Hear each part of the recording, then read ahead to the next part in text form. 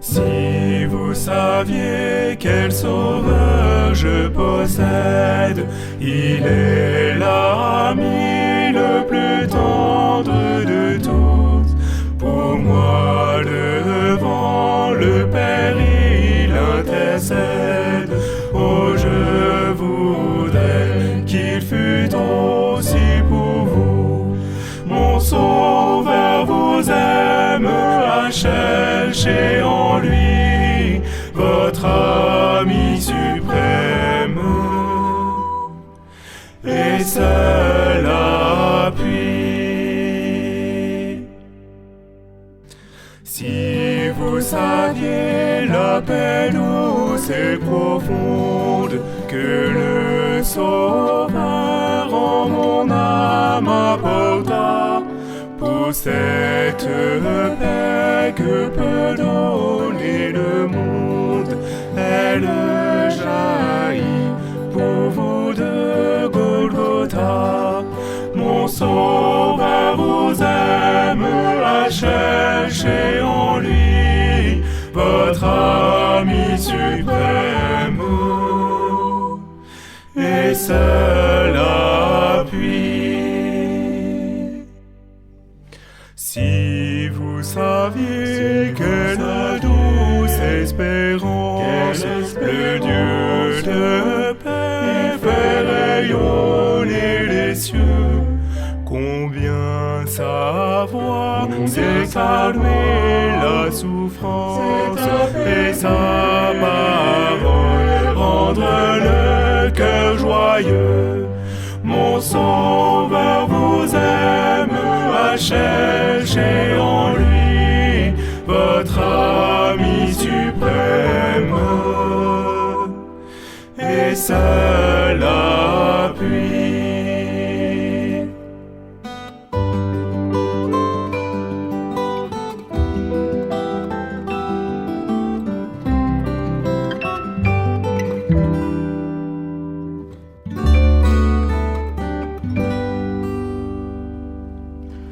Quand vous saurez combien Jésus vous aime, quand vous saurez combien son joug est doux, ne gardez pas ce trésor pour vous-même, mais avec moi, dites autour de vous, mon Sauveur vous aime, à chercher en lui votre ami suprême et seul appui.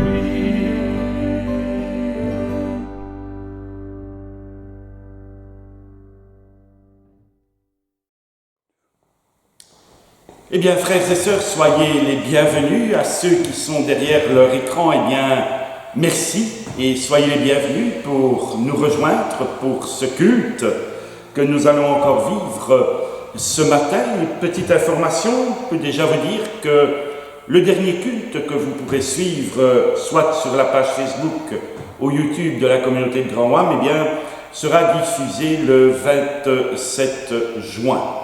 Par la suite, et comme je vous l'ai déjà dit la fois dernière, eh bien, le protocole, le nouveau protocole sanitaire, eh bien, nous permet d'ouvrir notre lieu de culte à une centaine de personnes, et donc nous ne voyons plus, bien sûr, à l'occasion de diffuser ces cultes, ce qui vous incitera aussi à venir, si le cœur vous en dit, à venir nous rejoindre en direct et en présentiel.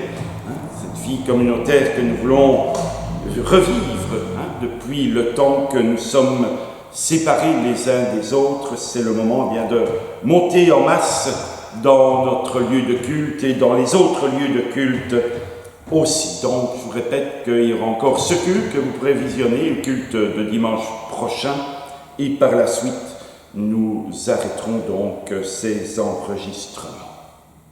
Que la paix, la grâce et la miséricorde vous soient ainsi données de la part de Dieu notre Père, de Jésus-Christ, notre Sauveur et notre Seigneur, et de l'Esprit Saint consolateur. Vers Jésus, lève les yeux, contemple son visage merveilleux, et les choses de la terre pâliront peu à peu si tu lèves vers Jésus les yeux. Christ est pour moi un sauveur admirable, un conseiller, un ami merveilleux.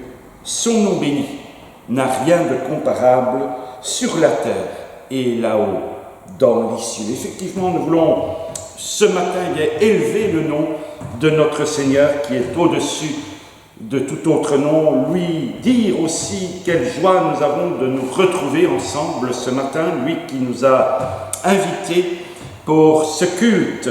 Et nous voulons ainsi nous réjouir de ce qui nous est encore permis de faire monter vers le trône de la grâce, la louange, l'adoration, mais aussi nous tourner vers sa parole, cette parole de vérité, afin que nous soyons spirituellement nourris. Je vous invite maintenant à nous incliner quelques instants dans la prière.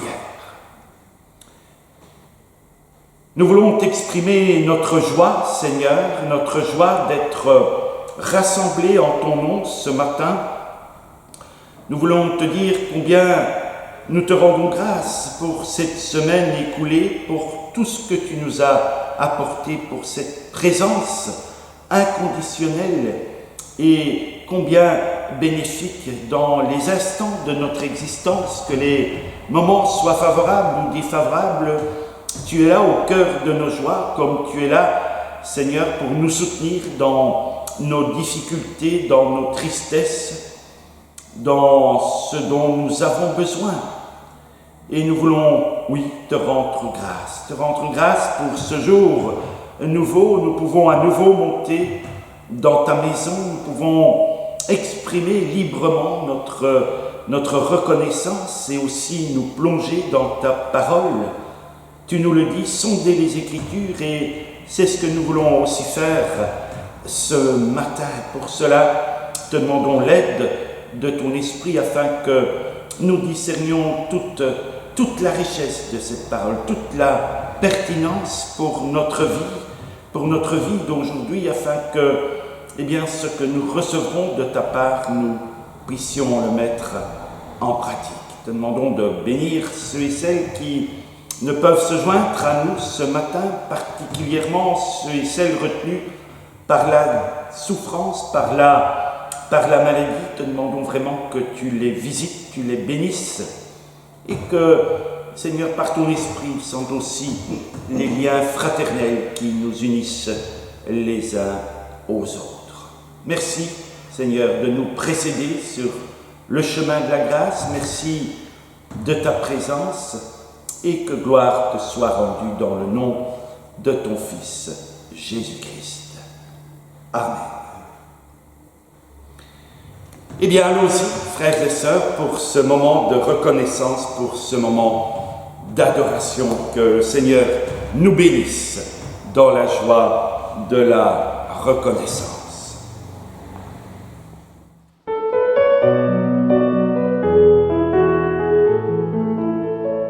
Vers Jésus, lève les yeux, contemple son visage merveilleux, et les choses de la terre parleront peu à peu, si tu lèves vers Jésus les yeux.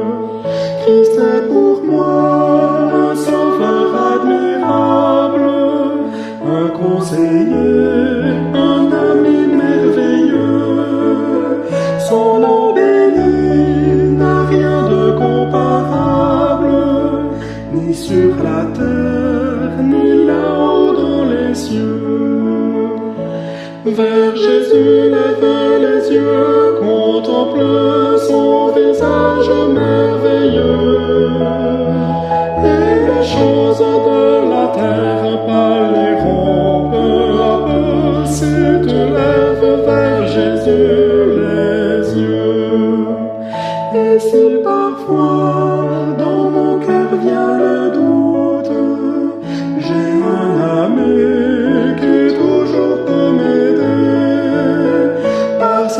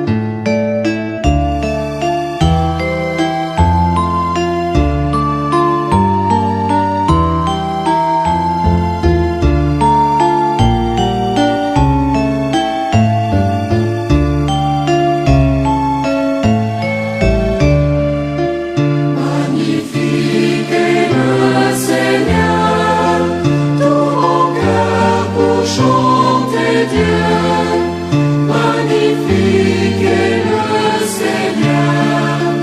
Alléluia, Alléluia. Que puissance, honneur et gloire reviennent au Dieu trois fois saint, aujourd'hui et à jamais. Alléluia, Alléluia. Magnifique est le Seigneur, tout mon cœur pour chanter Dieu. Magnifique est le Seigneur. Alléluia, Alléluia.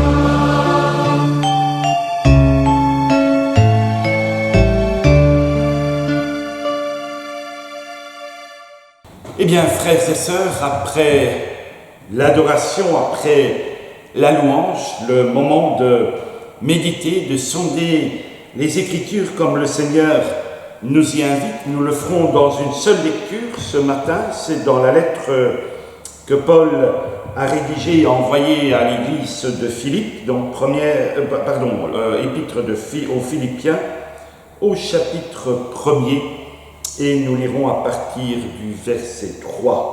À partir du verset 3. Et voici la manière dont s'exprime l'apôtre Paul. Je dis à mon Dieu ma reconnaissance de tout le souvenir que j'ai de vous. Dans toutes mes prières pour vous tous, je ne cesse d'exprimer ma joie à cause de la part que vous prenez à l'Évangile depuis le premier jour jusqu'à maintenant. Je suis persuadé que celui qui a commencé en vous cette bonne œuvre la poursuivra jusqu'à son terme, jusqu'au jour de Jésus-Christ. Il est juste que je pense cela de vous tous parce que je vous porte dans mon cœur, vous qui participez tous à la même grâce que moi, aussi bien dans ma détention que dans la défense et l'affermissement de l'Évangile. En effet, Dieu m'est témoin que je vous chéris tous avec la tendresse de Jésus-Christ.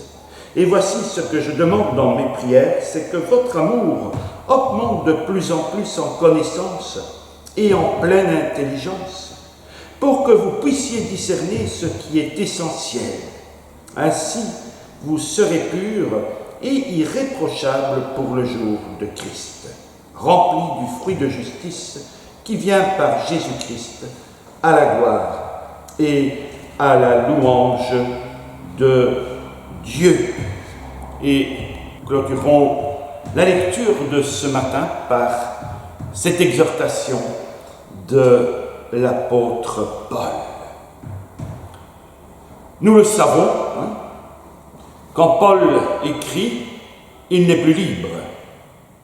Il est en prison, il traverse des moments difficiles et pourtant aucune lamentation, pourrait-on dire. Sa lettre, et il faudrait la lire dans son entièreté d'ailleurs, sa lettre, elle déborde de joie, mais aussi d'attention, de tendresse.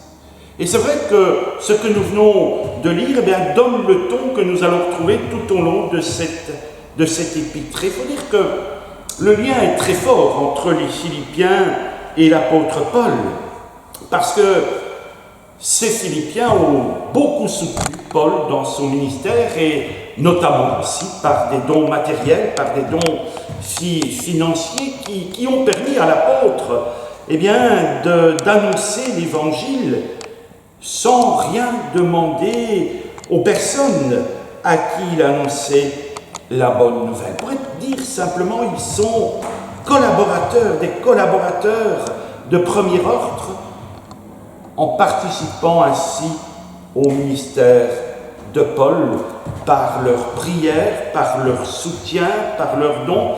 Et c'est encore une fois vraiment un lien très privilégié qui s'est tissé entre Paul et cette communauté.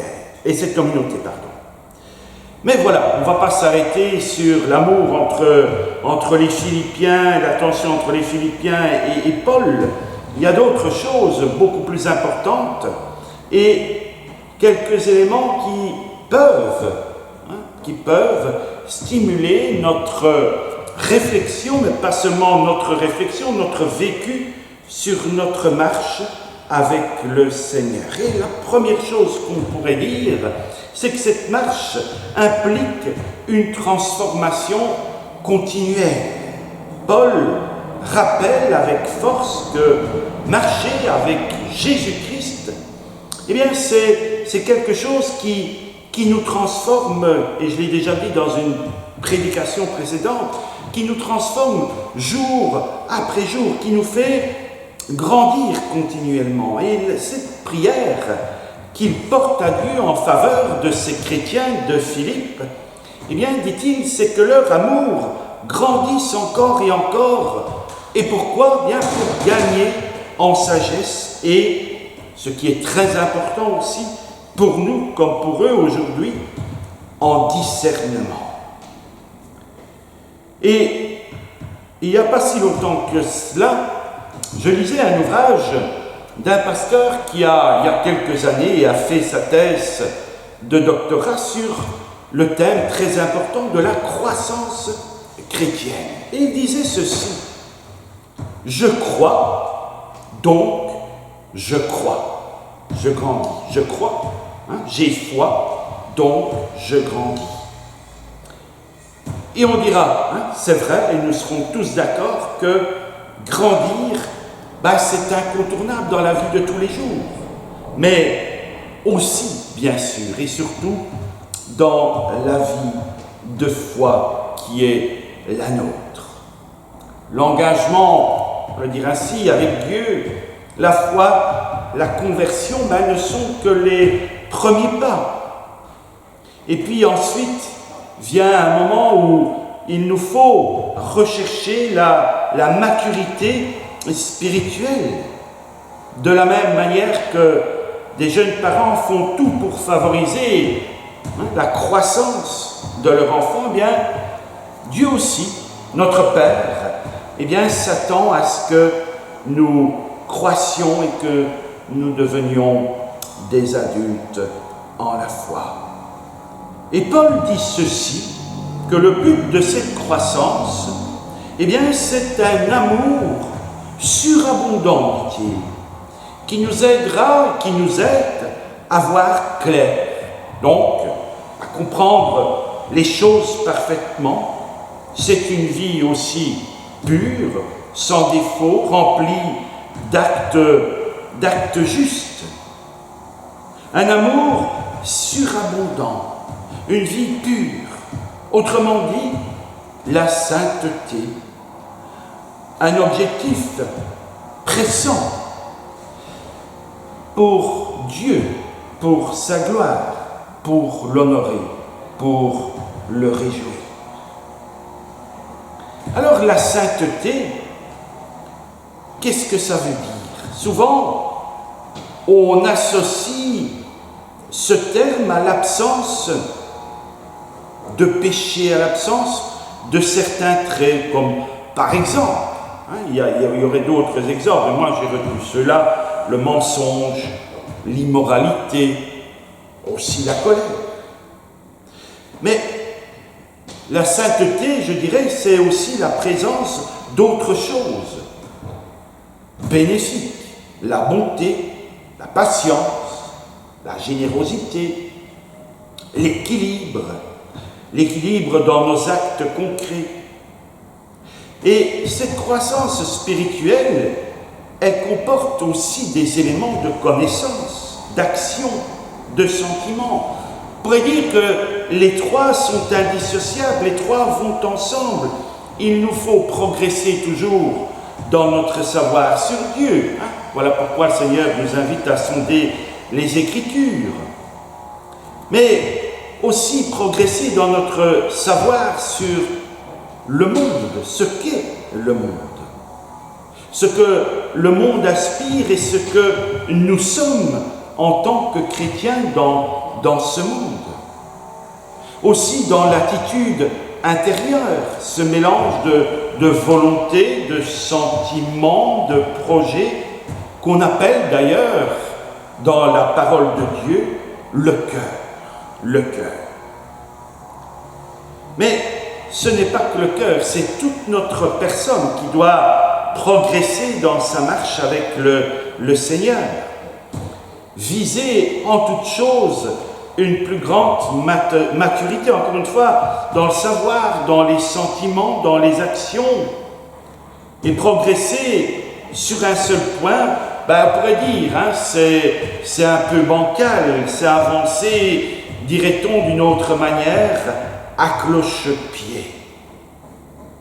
Bien sûr que nous sommes déjà saints, nous avons été rendus saints par la mort rédemptrice de notre Seigneur à la croix. Saints, oui, nous le sommes, mais seulement l'Écriture nous dit aussi que si elle nous invite à progresser dans cette sainteté, c'est que nous ne le sommes pas tout à fait pleinement. On pourrait même prendre cette image, on est un peu comme des jeunes diplômés qui sortent de l'école, qui ont un statut qu'ils ont acquis, mais qui n'ont pas encore l'expérience. Et notre croissance, si elle est nécessaire, c'est pas pour nous faire gagner le salut, parce que ça, nous n'avons pas à le gagner. Il nous a été donné, nous l'avons déjà en Jésus-Christ par la grâce de Dieu. Mais le but de notre croissance, c'est de pouvoir mettre en œuvre ce salut que nous avons reçu. On pourrait dire que nous avons déjà reçu la graine. La graine du salut, elle a été implantée en nous. La graine du salut, mais aussi la graine de la justice, la graine de la sainteté, comme tout autre don de Dieu. Mais ce que Dieu nous offre, a pour vocation de donner, excusez-moi l'expression si vous me la permettez, une plante chargée de fruits. Soyons productifs, toujours plus. Et c'est quelque part, même si c'est une définition simple, c'est un peu ça, la sanctification. À quoi, en fait, servirait la graine si les fruits ne poussent pas? Souvenez-vous aussi de cette parabole des talents. À quoi ça sert d'enterrer ces talents comme le troisième serviteur s'il ne fructifie pas? En Jésus-Christ, nous sommes sauvés pour vivre avec Dieu, bien entendu, être des enfants. Et vous avez inspiré les uns les autres à ce que vos enfants grandissent, deviennent adultes, deviennent mûrs, deviennent responsables, équilibrés. Seigneur qui est notre Père attend la même chose, que l'Évangile, cette force de l'Évangile, transforme toute notre personne. Et si ce chemin vers la maturité ou la sanctification, appelons-le ainsi, est incontournable à notre foi, on peut toujours se demander comment alors grandir, comment progresser dans notre vie spirituelle. Et Paul donne une première réponse au verset 6. Et je le recite, « Je suis sûr d'une chose, Dieu qui a commencé en vous un si bon travail va le continuer jusqu'au bout. » C'est Dieu qui œuvre en nous. Alors la sanctification a beau être incontournable, elle reste inaccessible aux forces humaines. Comprenez bien ce que je dis. Et Dieu s'attend à nous voir grandir, mais il nous aide aussi à grandir. Il n'est pas un juge froid, il n'est pas quelqu'un de distant. Nous en avons fait l'expérience qu'il est tout le contraire de cela. Il n'est pas là à surveiller nos résultats, d'un œil d'acier, loin de là. Il est ce Père tendre et débordant qui nous offre tout ce dont nous avons besoin pour avancer. Comme encore une fois des parents qui tiennent leurs nourrissons par la main, puis plus tard apprennent à leurs enfants à conduire, même s'ils ont des sueurs froides. qui leur donne des conseils, qui forment, qui soutiennent, qui encouragent. Et pour ce faire, Seigneur nous a donné sa parole où nous apprenons comment Dieu fonctionne, pour le dire simplement. Quelles sont ses valeurs, quelles sont ses priorités, quel est son caractère. Tout ce que nous sommes appelés à nous approprier dans notre croissance pour être de plus en plus à l'image de Dieu.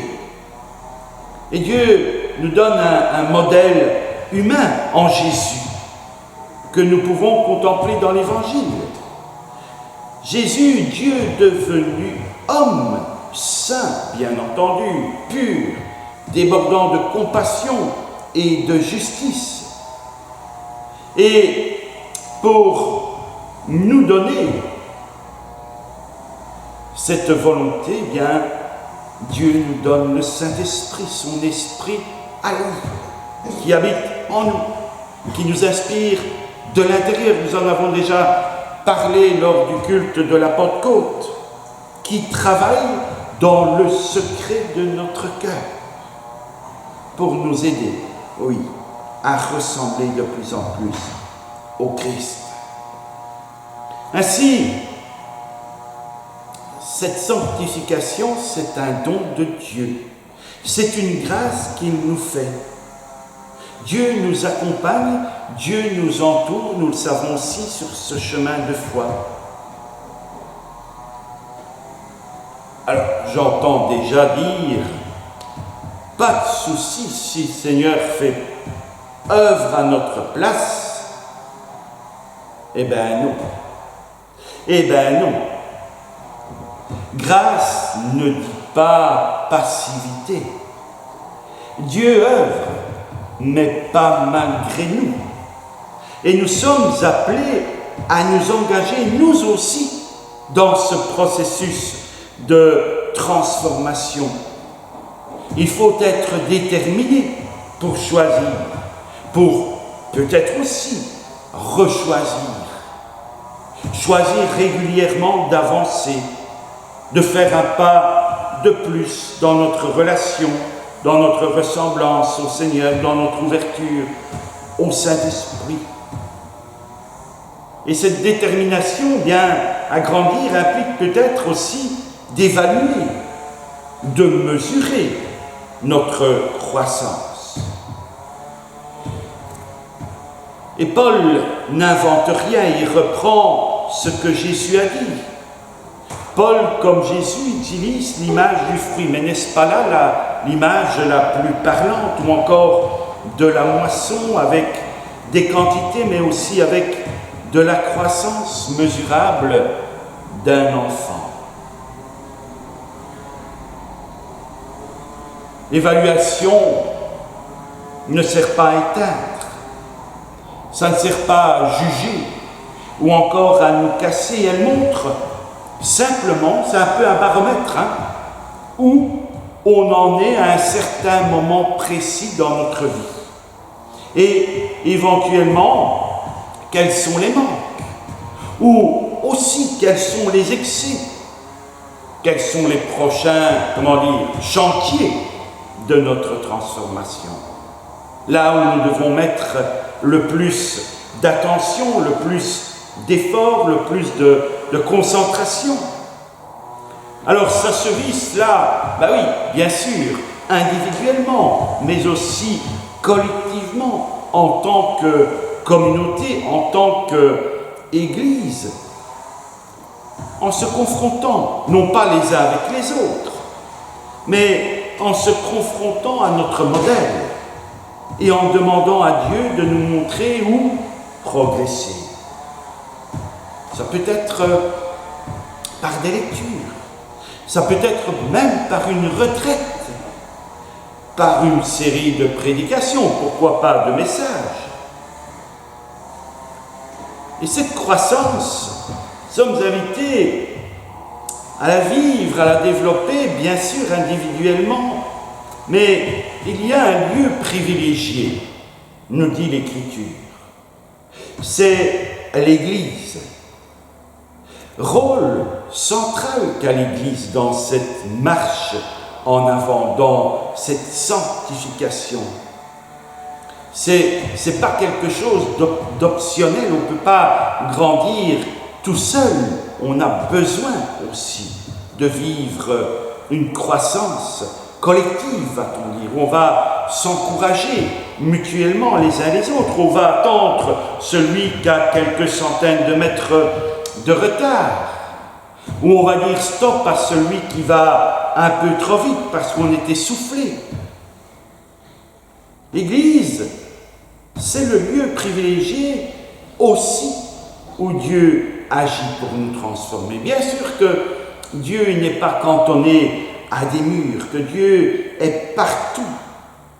Mais l'Église n'est pas optionnelle comme certains pourraient le croire. Oui, il se révèle en dehors de celle-ci. Mais il aime que ce lieu, cette maison soit aussi habitée. Elle est aussi un lieu de refuge. Elle est un lieu d'encouragement, elle est un lieu d'amour fraternel, de fraternité. Elle est un lieu où on relève les défis sociétaux. La prière de Paul, elle encourage à développer, cet amour à la fois individuel et collectif pour que l'Église aussi gagne en sagesse. Et parfois l'Église a besoin de sagesse, souvent elle a besoin de sagesse, et encore plus de discernement, parce que les sirènes de la société sont tellement bruyantes, va-t-on dire, sont tellement attrayantes.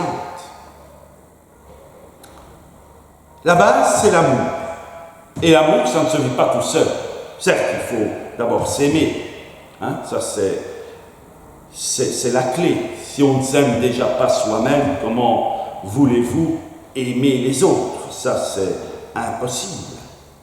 Et l'amour, ça se donne. Ça se vit. Ça se vit à plusieurs. Pour le dire très simplement, la marche avec le Seigneur Jésus, ce n'est pas un programme de développement personnel. Ce n'est pas un coaching spirituel ou d'affirmation de soi. Il y a une part où l'on se découvre. Moi, je ne connais pas toutes les facettes de ma personne. Où l'on développe ses dons. Mais toujours dans le cadre général des relations avec les autres. Et Jésus a donné un seul commandement important. Aimez-vous les uns les autres comme je vous ai aimé. Notez bien combien l'amour est important pour le Seigneur Jésus. Combien est-ce qu'il attend que nous soyons des gens aimants qui vivons de l'amour que nous donnons et qui vivons de l'amour que nous recevons. Alors comment ressembler au Seigneur Jésus si l'on n'est pas engagé dans des relations d'amour, dans des relations fraternelles?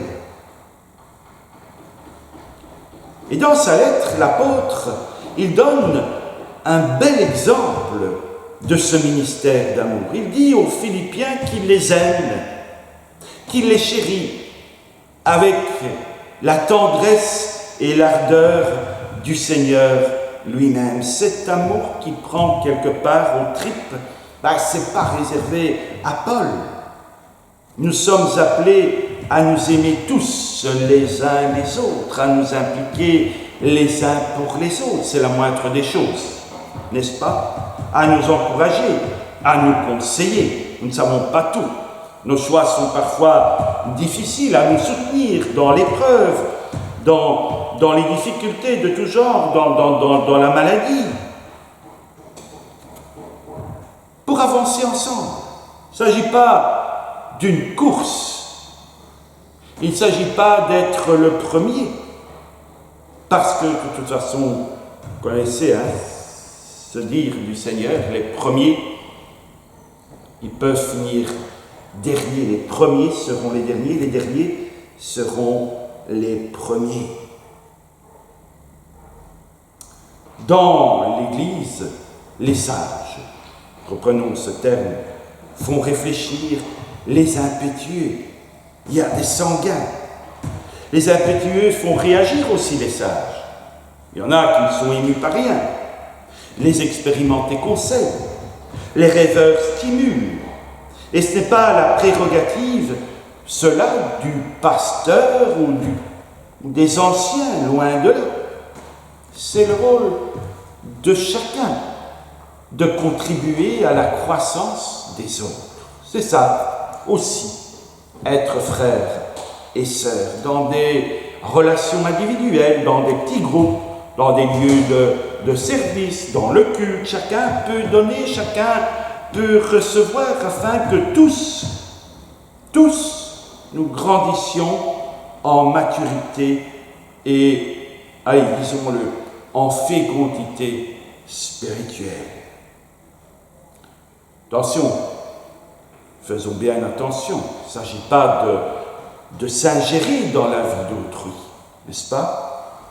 Mais de plus en plus, l'individualisme qui se retranche derrière un sacro-saint respect de la vie privée, c'est pas non plus biblique. Dieu nous a créés pour nous entraider.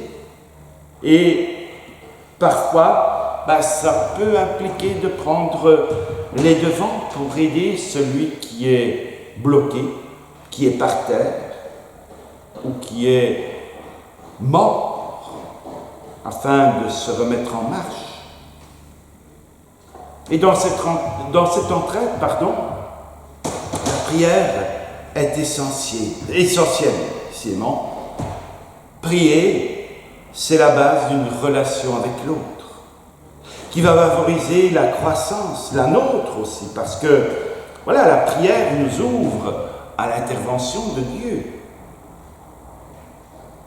Alors, exhortons-nous les uns les autres aussi, dans ce sens-là, à prier pour notre croissance spirituelle, pas uniquement la nôtre, mais celle aussi de mon frère ou de ma sœur, comme le fait Paul à l'égard des Philippiens. Adresser notre reconnaissance pour les progrès que nous avons pu faire grâce à lui.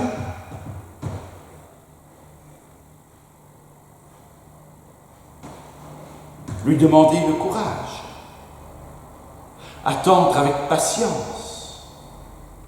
Ce qui implique de confier dans les moments les plus adéquats ce qu'il nous manque, lui rendre grâce sur ce que nous avons accompli. Les défis spirituels qui sont devant nous, les blocages et aussi les chutes, les échecs. Nul n'est juge des autres. Nul n'est juge des autres. Nous sommes au contraire là pour nous encourager mutuellement et nous relever les uns les autres. Afin que tous, soient ainsi dans la paix et la joie de marcher avec le Sauveur. Oui, frères et sœurs, la vie avec Jésus doit nous transformer. Jour après jour, année après année, décennie après décennie, jusqu'au dernier jour sur cette terre, jusqu'au jour où le Seigneur reviendra et nous embarquera avec lui pour le royaume. Comment grandir?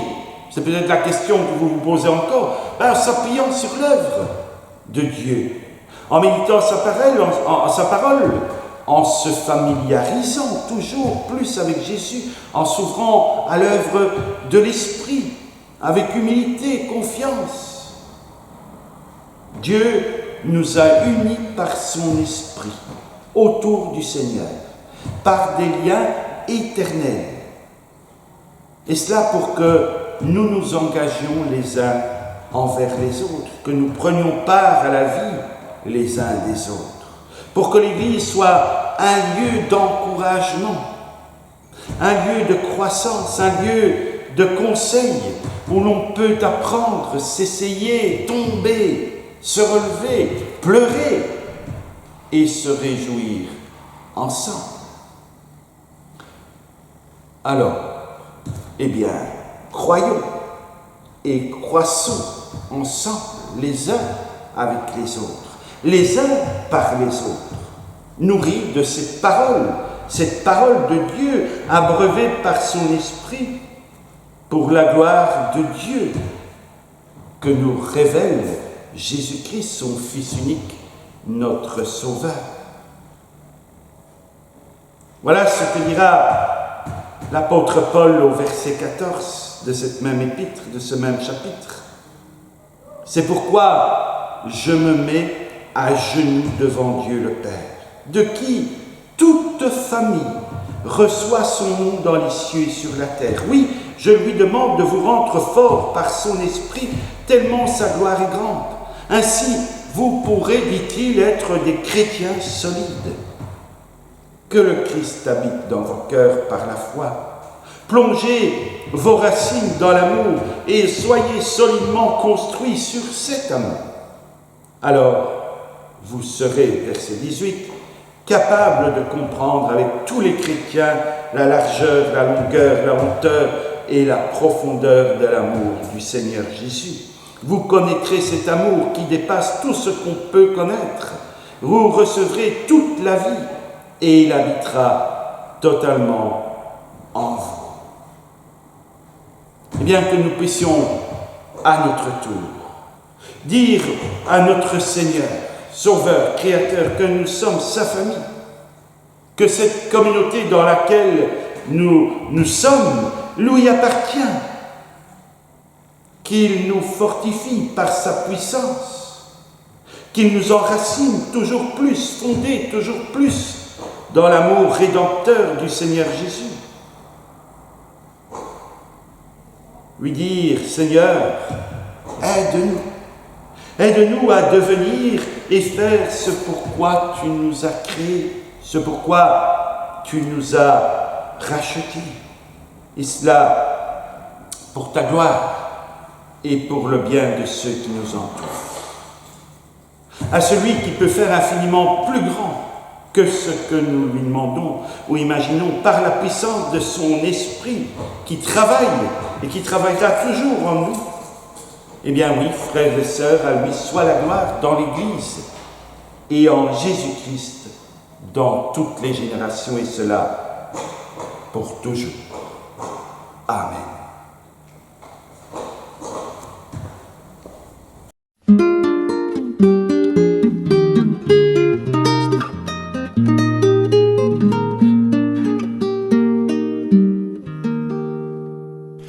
Reste avec moi, c'est l'heure où le jour baisse, l'ombre grandit, Seigneur, attarde-toi. Tous les appuis manquent à ma faiblesse, force du faible au Christ, reste avec moi. Le